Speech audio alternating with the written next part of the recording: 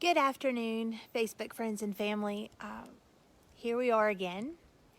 And today, the thing that I have been really studying on and thinking about and had conversations around is purpose and trust. Purpose is something that we seem to be thinking about most of our lives. What is my purpose? Why am I here? What does this mean? Does this matter? And so much of our identity and our purpose is wrapped into what do we do? What are we known for? What are we connected to?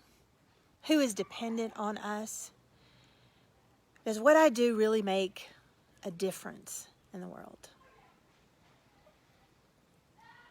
I would like to say right now that it is a fundamental belief of mine, although even I struggle with it at times, that your life has purpose and it has meaning, and that you're here for a reason. That there are things that are uniquely suited to you that only you can do. Some of them you may know about, and some of them you may be learning in this time. There are people that are in your life that you're connected to, sometimes for a particular reason, sometimes for a season, and sometimes an ongoing thing. But you do have a purpose. You do have a reason why you're here. And that reason is not necessarily static. I do believe that you learn things as you go over the course of your life. That you aren't exactly the same person now that you were 20 years ago or 30 years ago, or some of you 50 or 60 years ago. And while your fundamental values may have stayed relatively the same, your experiences, your challenges, the things that you have lived through have inevitably changed you over the course of time. Sometimes they have made you more strong in certain ways. Other times they've made you more empathetic. But nonetheless, the things that you have had as experiences have changed you in some way and have helped to expand your understanding of the world, have helped to give you a fullness of experience and a fullness of life. And so in this moment where we're all having to take a break and a pause and really get reoriented to our lives, you may be feeling this pull of, well, I thought I was this, and I thought this was my purpose. And right now I'm not sure what my purpose is, or right now I'm having to totally redefine what my role is in this moment and what my purpose is for such a time as this. And that moment in itself can be quite jarring. Now, some people I've been watching, some people will take that moment and they will look at it, and their response will be, oh, this is challenging, but this is exciting, and I'm going to rise to it, and I'm going to learn, I'm going to grow, and while it may be difficult, it's going to be okay. And other people will say, I just can't do one more change. I cannot handle it. And they will resist the change. But I have found over time that these two perspectives may be related to two different understandings of the world in relation to trust and faith.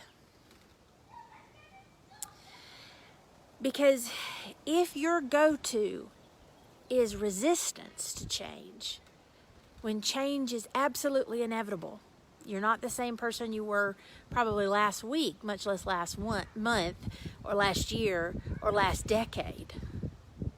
And that's a good thing.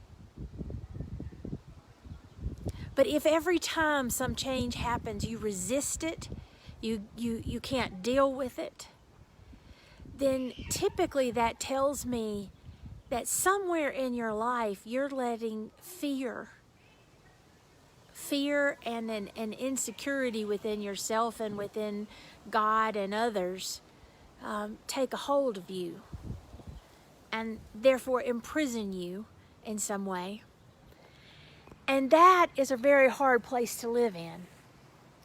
And it's not just hard for you, it's hard for the people around you. Resisting change brings suffering. It brings suffering for you, and it brings suffering for those that are around you. So to put resistance as your go-to is a hard thing. But alternatively, if you are not going towards resistance, but you're going towards growth, then you are able to start to free yourself towards faith and trust in something that's larger than you, but yet includes you. Because I guarantee you, if you look at your life and you just start writing stuff down as to the challenging times that you have already been through, you will begin to see a pattern there. A pattern of times where you have struggled, of times where you thought this was the end, of times where you thought you weren't going to make it. You'll see a pattern of times where you didn't think that you were going to overcome. But if you're still listening to the sound of my voice and still watching this video, then you did. You are still here. And somewhere, something happened to help you to have the strength to overcome it. Now, I believe that it is purposeful in this life for you to learn through all your challenges and all your struggles. And every time you learn something, that learning is not wasted. You may not know what that's going to be used for. You may not know what God is going to do with that. You may not know why you met that person, or why you lived in that place, or why you had that job, or why you put this and that together at that moment in time, or why you had to suffer or go through that situation, until one day you meet that person who really needed you to understand them, who really needed that knowledge in their life, who really needed you to understand. And because you went through it, and because you learned that lesson, all of a sudden they have somebody in their life who does understand. Now is the time that we need to realize that we are all in this together, that we've all learned a lot already, and we're all learning a lot right now. And because we are able to learn and grow and change, we know that not only can we change, and our families change, and our communities change for the better, but our whole society can. And yes, there's sometimes suffering. And yes, sometimes it's hard. And yes, sometimes you just want to throw up your hands and say, "Oh, not today, Satan."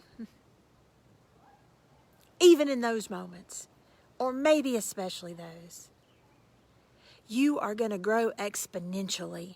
And in the end of this, you're going to be able to advocate and celebrate and help somebody.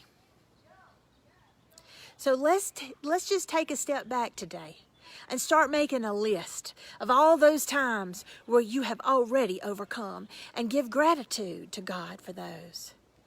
And start looking at the pattern of what we have learned, and what we've practice, and what we're learning right now, and what we want to do to be better in the days and weeks to come. Let's make sure that we are looking back on our lives and looking forward in our present to what God is really doing with this moment. And let's do that in such a way that we can build each other up today, tomorrow, and the next day. We are the keepers of hope, because we see what God is doing in and around and through us. God be blessed today. Take care. Bye-bye.